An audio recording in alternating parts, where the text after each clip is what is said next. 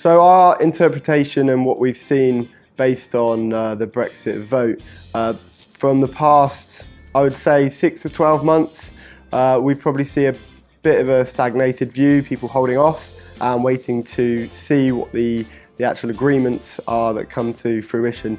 However, there has always been a little bit more in the way of contract or freelance setup within London. There's a lot of central London banks facing quite large detanglement projects, passporting rules changing, infrastructure changing off the back of that. So we've seen quite a slowdown in maybe your more permanent onboarding, but a little bit of a ramp up in specific contract and freelancing positions. We've seen a lot of organisations that are looking at different options now. I think Ireland are going to see a lot of action from this Brexit vote.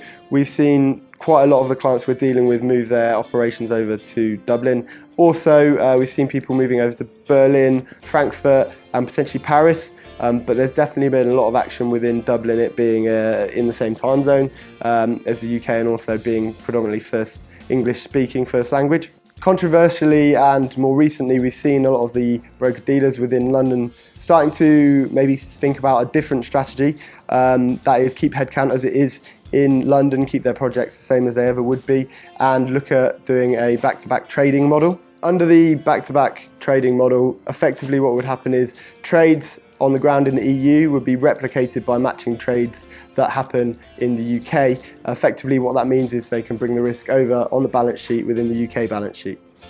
As ever, we are working very, very hard to make sure that we do everything we can to support our clients post-Brexit within Europe. One of those things that we've been doing and working hard on is creating a PSF license in Luxembourg and making sure that means we can operate legally and do everything we can to support the Luxembourg businesses we deal with. Also working very hard to make sure we have our AUG license, which is a Frankfurt or German specific license that's been brought out recently. They've changed the legislation over there, so we've made sure we've got one of those. They're not easy to get. So again, just making sure that we can do everything we can to support our clients in those European locations.